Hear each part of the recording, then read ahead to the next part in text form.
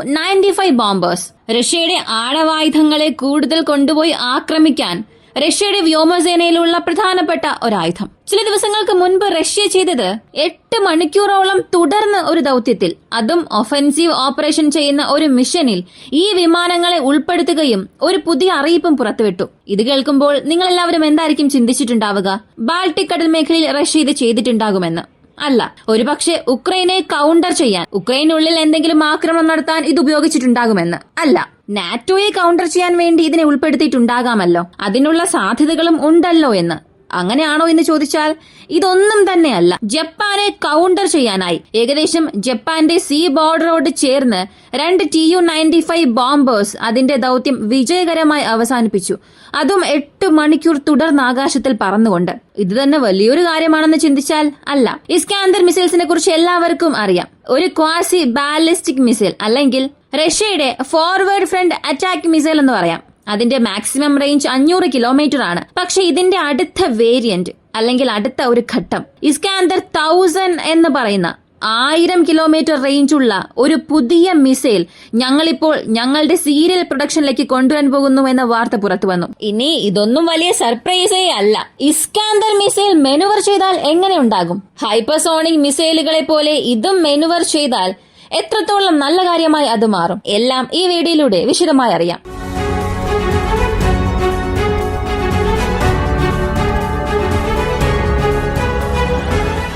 ജപ്പാനും റഷ്യയ്ക്കുമിടയിൽ എന്താണ് പ്രശ്നം? ഇതിനെക്കുറിച്ച് നമ്മൾ അറിയണമെന്നുണ്ടെങ്കിൽ 2ാം ലോക മഹായുദ്ധത്തിന്റെ അവസാനത്തിലേക്ക് വരണം. 2ാം ലോക മഹായുദ്ധം അവസാനിച്ചതിന് ശേഷം, ജപ്പാൻ വീണതിന് ശേഷം, സഖാലിൻ ഐലാൻഡ്, ഇത് ജപ്പാനും റഷ്യയ്ക്കും ഇടയിലുള്ള ഒരു വലിയ ദ്വീപാണ്. ഇതിന്റെ വിസ്തൃതി എത്രയാണെന്ന് നോക്കിയാൽ മുഴുവൻ ജപ്പാന്റെയും ഒരു 40% സ്ഥലമെടുത്താൽ അത് എത്രയുണ്ടാകുമോ അത്രത്തോളം ഉണ്ടാകും ഈ ഒരു ഐലാൻഡ്. ഇത് റഷ്യ ഓക്കുപൈ ചെയ്യുന്നു. അവിടെയുള്ള ജപ്പാൻ ജനങ്ങളെല്ലാം അവിടെ നിന്ന് മുഴുവനായി പുറത്താക്കുന്നു. 2ാം ലോക മഹായുദ്ധത്തിനു ശേഷം ഈ ഒരു ദ്വീപ് റഷ്യയുടെ നിയന്ത്രണത്തിലാണ്. എന്നാൽ ജപ്പാനും റഷ്യയ്ക്കും ഇടയിൽ ഇതൊരു വലിയ പ്രശ്നമല്ല.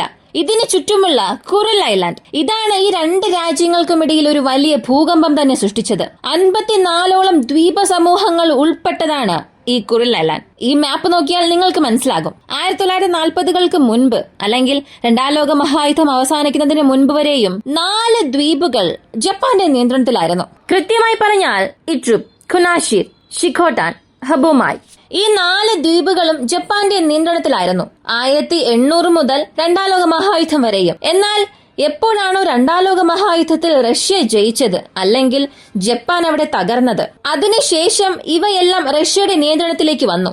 ആ ബാക്കിയുള്ള 4 ദ്വീപുകളും ഞങ്ങളുടെ നിയന്ത്രണത്തിലായിരിക്കണമെന്ന് അപ്പോഴുണ്ടായിരുന്ന സോവിയറ്റ് യൂണിയൻ ഒരു അറിയിപ്പ് നൽകി.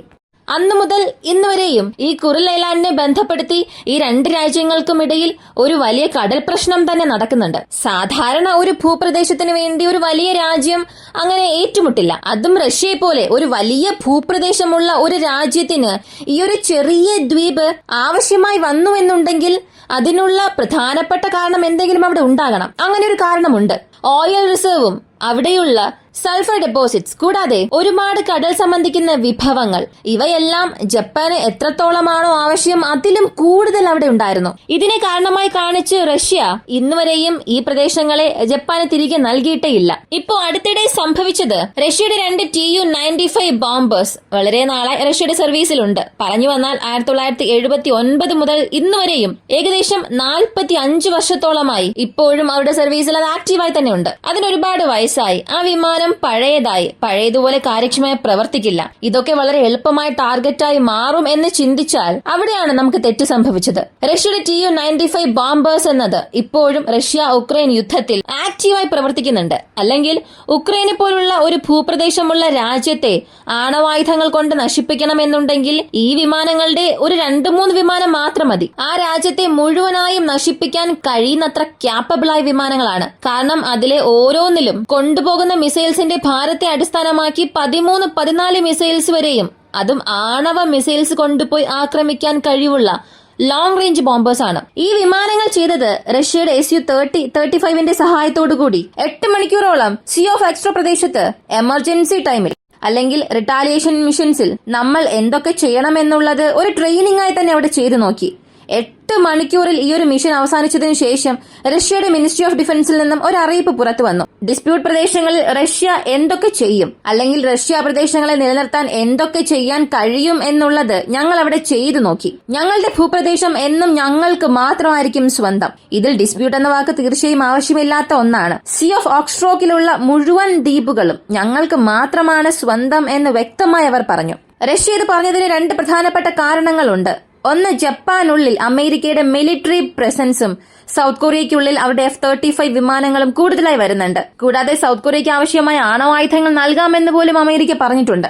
അപ്പോൾ അമേരിക്കയുടെ ഇൻഫ്ലുവൻസ് ഈ സീ ഓഫ് ജപ്പാൻ പ്രദേശത്തും കൊറിയൻ ദ്വീപുകളിലും വളരെയധികം വലുതായി വരികയാണ്. ഇതിനെ കൗണ്ടർ ചെയ്യാൻ വേണ്ടിയും ഒരു പക്ഷേ ജപ്പാൻ അമേരിക്കയ്ക്ക് സഹായം അധികം ചെയ്യുന്നത് പോലെ തോന്നിയാൽ, അല്ലെങ്കിൽ അമേരിക്കയ്ക്ക് ആവശ്യമായ സഹായം നൽകുന്നത് പോലെ തോന്നിയാൽ ഈ പ്രദേശങ്ങളിൽ ഞങ്ങളെ കൊണ്ട് വീണ്ടും പ്രശ്നങ്ങൾ സൃഷ്ടിക്കാൻ കഴിയും എന്നുള്ളത് റഷ്യ ഇതിലൂടെ വ്യക്തമായി പറഞ്ഞു കൊടുത്തിട്ടുണ്ട്. ഇതെല്ലാം ഒരു ഭാഗത്ത് പോയിക്കൊണ്ടിരിക്കുമ്പോൾ റഷ്യയുടെ ഇസ്കാന്ദർ 1000 ഇതൊരു വലിയ ടോക്ക് ഓഫ് ദ ടൗൺ ആയി മാറിയിട്ടുണ്ട്. സത്യത്തിൽ ഇസ്കാന്ദറിനെ കുറിച്ച് നമ്മൾ സംസാരിക്കണമെന്നുണ്ടെങ്കിൽ റഷ്യ ഉക്രൈൻ യുദ്ധത്തിൽ ഒരു മുൻനിര ആക്രമണ വെപ്പണാണ്.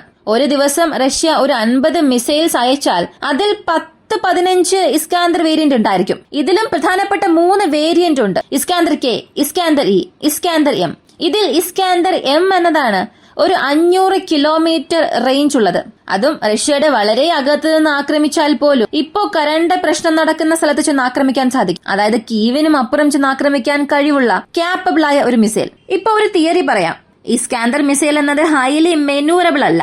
ചില മെനൂവറബിൾസ് ഇത് ചെയ്യും എന്ന് പറഞ്ഞാലും അതിൽ എക്സ്റ്റേണൽ ത്രസ്റ്റേഴ്സോ അല്ലെങ്കിൽ അതിന്റെ എയറോഡൈനാമിക്കൽ ഫിഗറോ ഇതെല്ലാം ഈ MERV ക്യാപ്പബിലിറ്റി കഴിഞ്ഞു കൊണ്ടുപോകുന്ന രീതിയിലല്ല. ഇനി ഞാൻ പറയുന്ന കാര്യം ഒന്ന് ഇമാജിൻ ചെയ്ത് നോക്കുക. ഇപ്പൊ ഈ ഒരു മിസൈലിൽ എക്സ്റ്റേണൽ ത്രസ്റ്റേഴ്സ് ആഡ് ചെയ്താൽ, അല്ലെങ്കിൽ അങ്ങനെ ആഡ് ചെയ്യുന്നത് വഴി ഈ ക്വാസി ബാലിസ്റ്റിക് മിസൈൽ ട്രജക്ടറിയിൽ പോകാൻ കഴിവുള്ള ഒരു ബാലിസ്റ്റിക് മിസൈലിനെ നമുക്ക് ഒരു ഹൈപ്പർസോണിക് മിസൈലിന് ചെയ്യാൻ കഴിയുന്ന കാര്യങ്ങൾ ചെയ്യിപ്പിക്കാൻ സാധിക്കും. അപ്പോ ഇത് കേൾക്കാൻ തമാശയായി തോന്നുന്നുണ്ടോ? ഈ ഒരു മിസൈലിൽ എക്സ്റ്റേണൽ ത്രസ്റ്റേഴ്സ് ആഡ് ചെയ്യാൻ സാധിക്കും.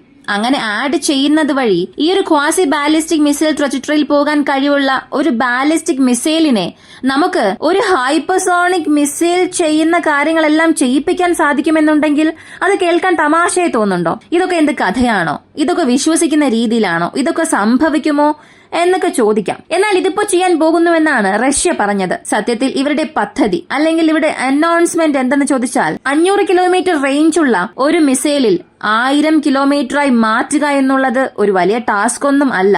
കാരണം ഈ മിസൈലിന്റെ വാർഹെഡിന്റെ ഭാരം കുറയ്ക്കുന്നതിലൂടെയും ത്രസ്റ്റേഴ്സിന് കൂടുതൽ ഇൻപുട്ട് നൽകുന്ന രീതിയിലുള്ള ഫ്യൂൽ ടാങ്ക് വീണ്ടും എക്സ്റ്റെൻഡ് ചെയ്താൽ തീർച്ചയായും ഈ മിസൈലിന്റെ റേഞ്ച് 1000 കിലോമീറ്റർ നമുക്ക് കൂട്ടാൻ സാധിക്കും. എന്നാൽ ഈ എക്സ്റ്റേണൽ ത്രസ്റ്റേഴ്സ് എന്ന് പറയുന്ന വാക്ക് ഈ മിസൈലിന് യാതൊരു ബന്ധവുമില്ലാത്തതാണ്. സാധാരണ ഈ എക്സ്റ്റേണൽ ത്രസ്റ്റേഴ്സ് വർക്കാകുന്നത് അയവാങ്കോട് ഹൈപ്പർസോണിക് മിസൈൽ, അല്ലെങ്കിൽ ഓസ്ട്രേലിയൻ ഹൈപ്പർസോണിക് മിസൈൽ, അല്ലെങ്കിൽ ചൈനയുടെ വെപ്പൺ, ഇങ്ങനെ ആരുടെ പക്കലാണോ ഹൈപ്പർസോണിക് സാങ്കേതിക വിദ്യയുള്ളത് അതിൽ ഈ ത്രസ്റ്റേഴ്സ് ഒക്കെ നൽകിയിട്ടുണ്ടാകും. ഈ ത്രസ്റ്റേഴ്സ് വർക്കാകുന്നത് 2 രീതിയിലാണ്. ഒന്നാമത്തേത് പോസിറ്റീവ് ത്രസ്റ്റർ. ഇത് ചെയ്യുന്നത് മിസൈൽ വരുന്ന വേഗത, ആ വേഗതയിൽ യാതൊരു ചേഞ്ചും ചെയ്യാതെ താഴേക്ക് വരുന്ന ഡയറക്ഷനിൽ ഓപ്പോസിറ്റ് ഡയറക്ഷനിലേക്ക് അതിന്റെ ത്രസ്റ്റേഴ്സ് ഓൺ ഓഫ് ചെയ്യുമ്പോൾ ആ മിസൈലിന്റെ പാത്ത് ഒരല്പം ചേഞ്ച് ആകും. സാധാരണ MERV സാങ്കേതിക വിദ്യയിലും ഹൈപ്പർസോണിക് സാങ്കേതിക വിദ്യയിലും ഈ പോസിറ്റീവ് ത്രസ്റ്റേഴ്സ് ഉപയോഗിക്കും. മറ്റൊന്നുണ്ട്, ഇതിനെ സ്പിൻ ത്രസ്റ്റേഴ്സ് എന്ന് പറയും. അതായത് സാധാരണ വന്നുകൊണ്ടിരിക്കുന്ന ഒരു മിസൈലിന്റെ ത്രസ്റ്റ് ഓപ്പോസിറ്റ് ഡയറക്ഷനിലേക്ക് നൽകും. അപ്പോ അതിന്റെ ഡയറക്ഷൻ ഒരല്പം ഫ്ലക്ച്വേറ്റ് ആകും. ഇനി അടുത്ത ഒരു വേരിയന്റ് ഉണ്ട്, സ്പിൻ ത്രസ്റ്റേഴ്സ്. ഇത് ചെയ്യുന്നത് മിസൈൽ അകത്തേക്ക് വരുമ്പോൾ അതിന്റെ വേഗതയിൽ ആ മിസൈൽ കറങ്ങാൻ തുടങ്ങും. അങ്ങനെ കറങ്ങുമ്പോൾ അതിന്റെ മൂവ്മെന്റ് വീണ്ടും ബൂസ്റ്റപ്പ് ചെയ്യുന്നത് പോലെ, അല്ലെങ്കിൽ ആ മൂവ്മെന്റിനെ അതിന്റെ പാത്തിനനുസരിച്ച് മാറ്റുന്ന രീതിയിൽ മാനൂവേഴ്സ് ചെയ്യും. ഇങ്ങനെ സ്പിൻ ചെയ്യുമ്പോൾ അതിന്റെ വേഗത വർദ്ധിപ്പിക്കാനും കുറയ്ക്കുന്നതിനു വേണ്ടിയും ഓപ്പോസിറ്റ് ഡയറക്ഷനിലും അതേ ഡയറക്ഷനിലും മാറ്റി മാറ്റി അതിന്റെ ത്രസ്റ്റ് കൊടുത്തുകൊണ്ടേയിരിക്കും. അങ്ങനെ ചെയ്യുമ്പോൾ ഇതിന്റെ സ്പിൻ വേഗത കൂടും. ഓപ്പോസിറ്റ് ഡയറക്ഷനിലേക്ക് അതിന്റെ ഇൻപുട്ട് നൽകുമ്പോൾ അതിന്റെ മെനൂവറബിലിറ്റി വീണ്ടും അധികമാകും. ഇത് കാരണം താഴെ നിന്നും അതിനെ നോക്കി വരുന്ന ഏതൊരു മിസൈൽ ഇന്റർസെപ്ഷൻ സിസ്റ്റംസിനും ഇതിന് വളരെ ഈസിയായി ടാർഗറ്റായി മാറില്ല.